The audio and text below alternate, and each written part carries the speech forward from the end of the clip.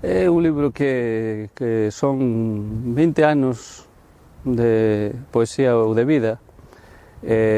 Non é que sexa ni siquiera unha selección, senón que prácticamente casi todo que escribín durante estes últimos 20 anos. Podes encontrar iso, basicamente, unha parte máis estruturada, tal vez, co que comezou o libro, que a primeira parte, non? E a partir de aí, o libro foi crecendo a partir de aí, que son uns 14 poemas iniciais, máis un introductorio. Podes encontrar, supoño que é o que se encontra en todos os libros de poesía, reflexións sobre a vida, o amor e a morte. Basicamente, penso eu, máis a morte que outra cousa, a verdade. O que máis hai na vida é a morte. E canto máis idade ten un, máis se dá conta de que o que domina a vida é a presenza da morte. O cal pode ser, ás veces, obsesivo, pero supoño que ten que ver tamén, non só sequera coas visións do mundo, que a xente ten visións do mundo, pero debe haber incluso algo biolóxico aí difícil de explicar, de por que algunhas persoas conceben a vida en termos da morte e outros conceben a vida en termos de vida. O que pode encontrar o leitor é probablemente isto, espero, polo menos un tempo como diría, de introspección, polo menos. Lendo palabras seguidas e letras que polo menos non lle den a sensación de que está a perder o tempo. Ese sería o meu obxectivo, polo menos iso. Sí. Primeiro que en realidade non sei, para ser sincero, non teño moita idea da recepción que houve no libro.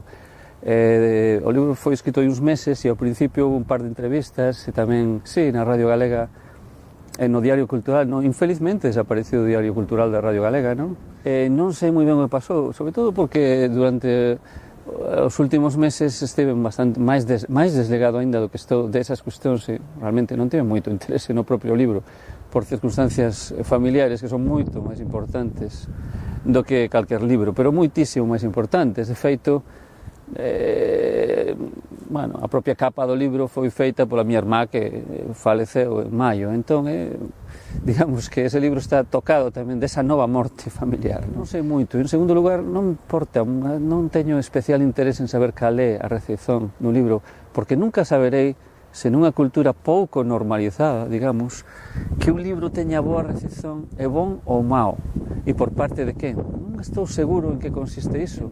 Cal é a relación que hai? Canto hai de utilización non querida do material de un que non fixo o libro para que fose recibido dunha maneira ou noutra, en termos de outro proxecto que non é o meu, que é o de constituir campo, constituirse no campo, dicer o que é bon, o que é mau. Realmente non teño a menor idea, non sei canto se vendeu, non se vendeu. Non creo que tivese unha recepción, digamos, do que debería ser unha cultura normal, eso non, pero non o meu libro, senón ningún libro. Non escoito a xente falar de libros, non vexo que se fale de libros continuamente. Non, cultura normal, si, os libros se falarían deles, mas non se falaría tampouco en termos de cualidade, non é o que me preocupa.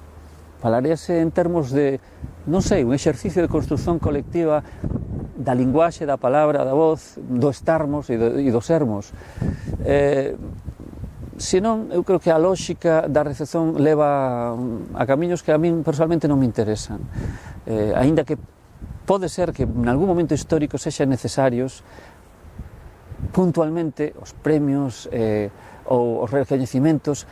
Creo que, sin embargo, que as cargas dos recoñecimentos públicos son maiores do que os sucesos, porque ao final os recoñecimentos individuais, digamos, aquel autor ou a autora que tivo o premio, nunca poden ser colectivizados, porque entran dentro dunha lógica contraria á colectivización do saber e da estética, incluso. Ahora, a outra explicación diso é que me preocupa pouco porque non teño ningún papel na literatura galega, por tanto, me pode non preocupar.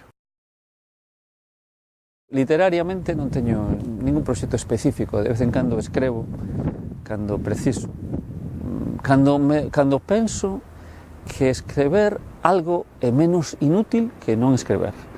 Cando penso que algo do que se escreve pode ter algún valor e que non estou a repetir un simple exercicio de combinación, xa non de palabras, fíxate, son de letras. E entón non teño realmente proxectos nese sentido.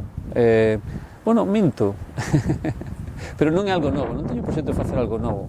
Tal vez de publicar algo que xa está feito, sí, en prosa, tal vez, sí. Eso sí, porque as cosas que ir acabándoas, non? Ir fechando cosas que ficaron por aí sen fechar, para nada, para simplemente como, pues, como se tes unha gaveta aberta e tes que fechala, non? Porque molesta.